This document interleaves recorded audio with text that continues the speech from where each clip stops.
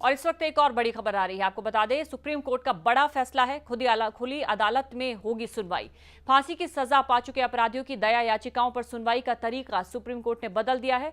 वो अब पुनर्विचार याचिका दाखिल कर सकेंगे, जिसकी सुनवाई खुली अदालत में होगी। संविधान पीठ द्वारा दिए गए इस फैसले के तहत 3 जजों की बेंच ऐसे मामलों की सुनवाई करेगी। सुनवाई के लिए 30 मिनट का वक्त निश्चित किया गया है। इस फैसले से वो अपराधी एक बार फिर पुनर्विचार याचिका दाखिल कर सकेंगे, जिनकी याचिका पहले से खारिज हो चुकी है।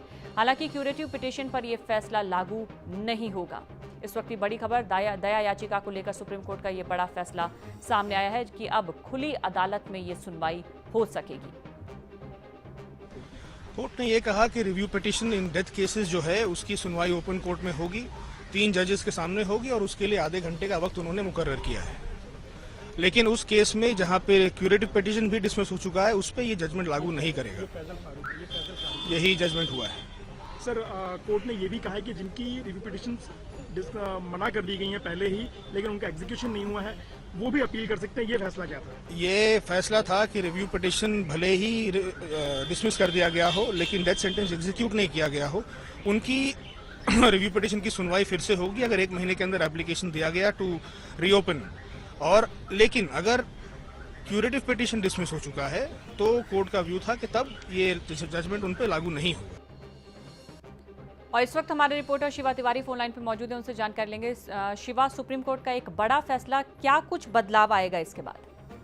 देखिए, जो सबसे अहम बदलाव देखा जा रहा है कि जब भी दया याचिका या मौत की सजा के लिए जब रिव्यू पिटीशन डाला जाता है तो उसके बाद बहुत लंबा वक्त का इंतजार होता है, जब कोर्ट में काफी समय तक लंबित रहता है और उसके बाद फिर आगे की प्रक्रियाएं भी होती हैं। तो इसको लेकर कहीं न कहीं बड़ी एक राहत यहाँ पर मिलेगी, क्योंकि ओपन कोर्ट में सुनवाई होने का मतलब और उसके लिए आधे घंटे का वक्त भी मुकर्रर किया गया है।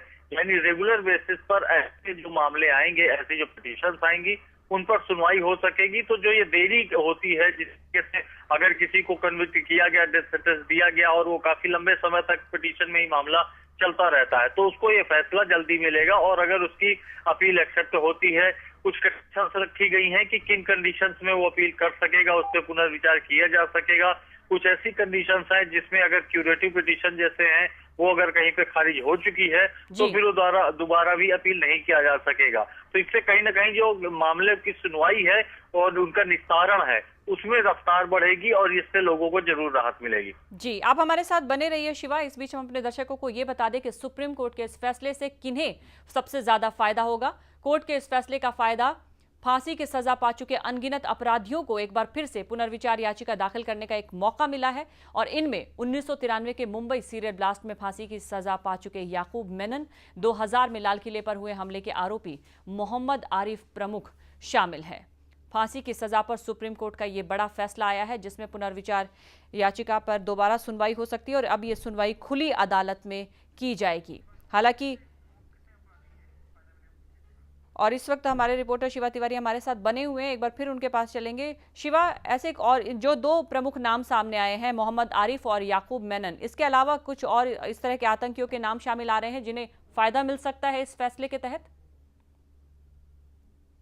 पहले ये पुनर्विचार याचिका आई थी, बब्बर खालसा का जो आतंकी था उसके खिलाफ भी यहाँ पर मामला सामने आया था, उस पर भी पुनर्विचार चल रहा था। और ऐसे कई मामले हैं जिनके बारे में ये फैसला लागू होता है। और खास तौर पर इस फैसले की जो अहमियत है वो इस बात को लेकर है कि पुनर्विचार याचिका पहले भी होती थी, लेकिन उनके जो कोर्ट में सुनवाई होती थी उनमें काफी लंबा वक्त लगा था, उनके फैसले आने में भी काफी लंबा वक्त गुजरता था।